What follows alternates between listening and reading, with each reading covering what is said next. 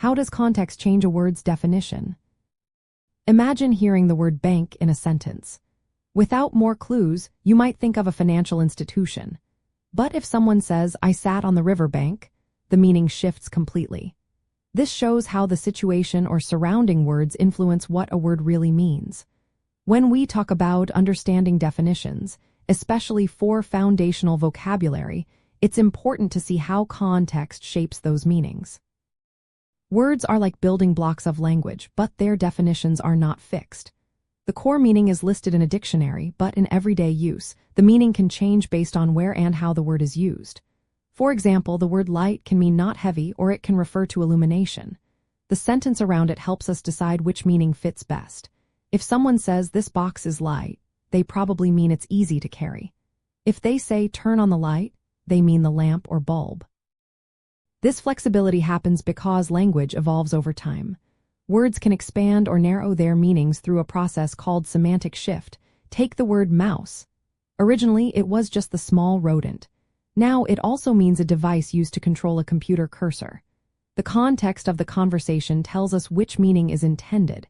If you see "click the mouse," it's about the computer device. If you see "a mouse ran across the room," it's about the animal. Context includes several layers. The words before and after the keyword, the overall topic, and who is speaking or listening all matter. For example, the word cool can mean temperature, a relaxed attitude, or something impressive. The meaning depends on the situation. If someone says "it's really cool outside," they mean low temperature. If they say "that movie was cool," they mean it was good or impressive. Using example sentences makes understanding easier. They show how the same word can have different meanings based on context. For a channel focused on defining words, explaining origins, and usage, it's helpful to show how a word's meaning shifts in different sentences. This helps viewers see that definitions are not just static but alive in real language. Words also belong to groups called semantic fields. These are collections of related words about a certain topic. Knowing the field helps predict how a word might be used. For example, in a cooking context, bowl usually means a dish for eating or mixing. In sports, bowl might refer to a type of game or a stadium.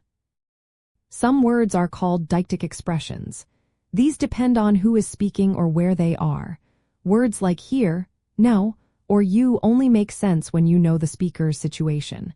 Others, called anaphoric expressions, refer back to something already mentioned, like she or it. Their meaning relies heavily on context. In summary, context is a key part of understanding what a word truly means. It can make a word broader or more specific, highlight one meaning over another, or even cause language to change over time. When explaining words, it's helpful to show how they work in different situations. This makes learning vocabulary more practical and shows how language is used in real life.